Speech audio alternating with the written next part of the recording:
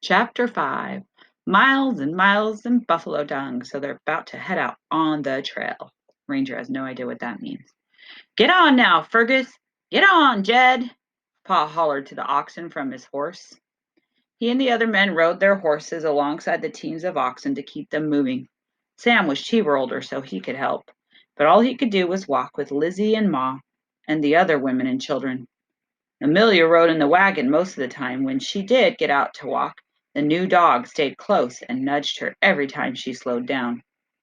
You're like a sheepdog, rounding everybody up. Sam reached down to pet Ranger's head. I wish I knew your name.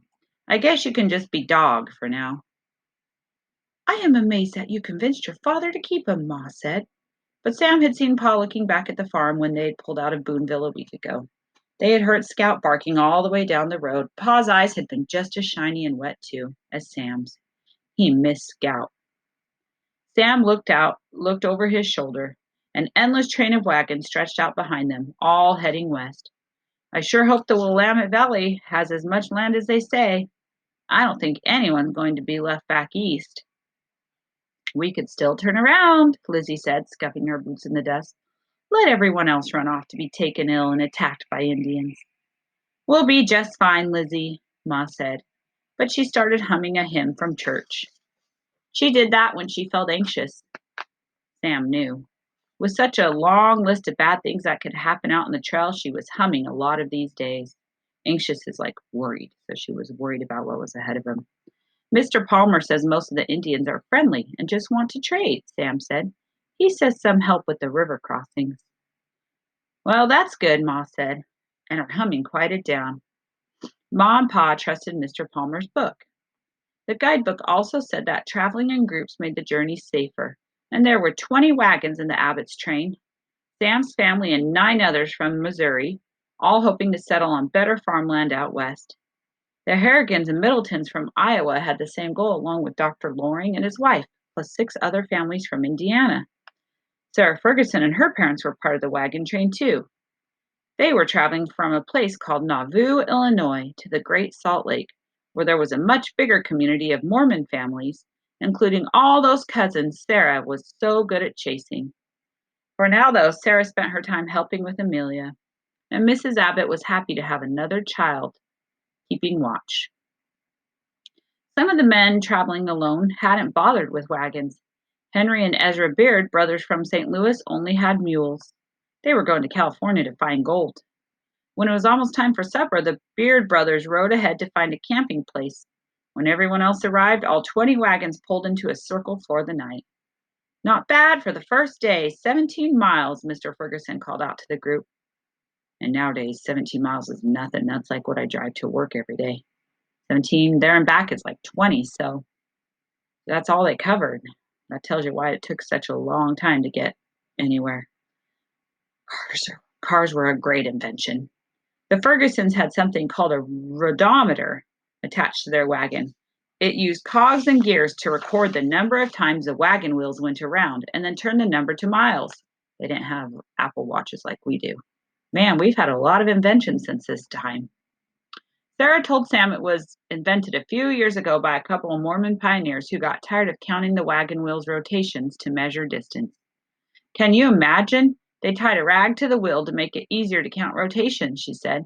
360 turns made a mile. Probably helped pass the time, Sam said, reaching down to scratch Ranger's ear. There wasn't much else to do while you walked along with the wagon. He was glad they were done traveling for the day.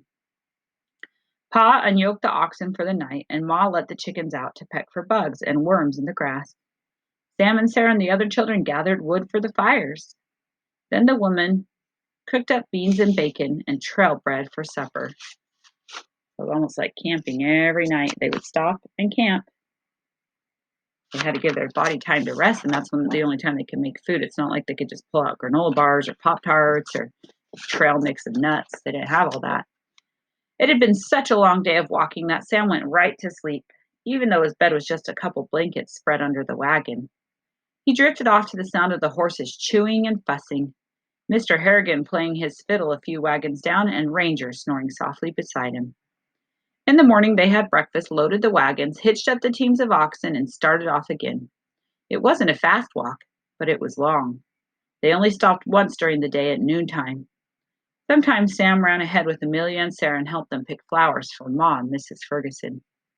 Lizzie spent most of her time complaining.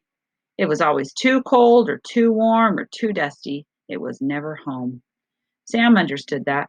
He missed the farm and his relatives who stayed behind in Boonville. He missed Scout, but he was glad this new dog had decided to come along. It was good to have furry company, especially with Lizzie being so cranky. They made 20 miles the second day, 18 on the third, just 12 the next day because they had to wait to ferry across a stream. With so many wagons heading west, it was hours before the Abbotts had their turn. It was the longest walk Ranger had ever been on, like going with Luke and Sadie to the park and home over and over and over without even stopping to chase balls. Where was Luke? Ranger looked for him every time the Abbotts pulled into camp for the night, and every morning before they started out again. There were so many voices, so many faces, but none of them belonged to Luke. As the days went by, everyone traveled more slowly. People got sick. Some of them got better, but not all. The smell of newly turned dirt made Ranger's fur stand up each time they passed a fresh grave. People were dying on the trail. The landscape changed too. The earth was rough and sandy now, and the oxen's feet were swollen and cracked. The dust and rocks hurt. They hurt Ranger's paws too, but at least they had plenty of scraps to eat. The oxen were struggling to find enough grass. Poor Fergus and Jed, Sam said. The buffalo out here have eaten up all the grass. When they left Independence the second week of May, there were plenty of trees along the way. Now wood was scarce. The women had started bringing back buffalo dung for the fires. Buffalo chips made a fine, clean fire. They were easy to find, but no one in the Abbott's wagon train had seen an actual buffalo. At first, Lizzie said she'd never eat anything cooked over buffalo chips, but that didn't last long. Lizzie was as hungry as anyone else after a day of walking. So you're thinking, what is a buffalo chips? Is it like Doritos, some Ruffles, maybe some corn chips? A buffalo chip is buffalo poop. And the poop was full of all the grass that the buffalo had eaten. So when it fell on the ground and dried out, it was like a dried piece of grass in poop. So it would burn well. Don't know how it smelled though. Ugh. That's why Lizzie didn't want to eat anything. She's like, you're cooking with buffalo poop. They didn't eat the poop. They just used it as like almost like charcoal or wood. One night in early June, the Abbotts made camp along Little Blue River. Sam was watching Amelia alone. Sarah's father wasn't feeling well, so she was busy helping her mother care for him.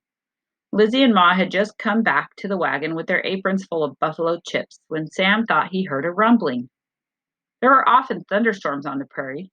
He looked west, expecting to see some storm clouds, but the sky was as blue as could be. You hear that? Sam asked Ranger. Ranger not only heard it, he felt it in his paws. The rumbling was shaking the ground. He pawed at the dirt and pricked up his ears. You do hear, don't you, boy? Sam squatted down next to Ranger. What is it, dog? Ranger whined. He sat up straight and sniffed the air. Amid the dust and oxen and people smells, there was something new. Animal smell. Big animal smell. Ranger tipped his head and barked. There. He barked again and again. Sam tried to pet him. It's all right, dog. That thunder's far away. But Ranger pulled away and ran in circles, jumping and barking. Then he came back and pawed at Sam's leg. What is it, boy? What's wrong? It reminded Sam of the time Scout had gone crazy, barking and jumping when their old barn caught fire. Scout had realized before anyone else that something was wrong. Pa! Sam called. Come quick! Pa hurried over and Ranger jumped right up on him.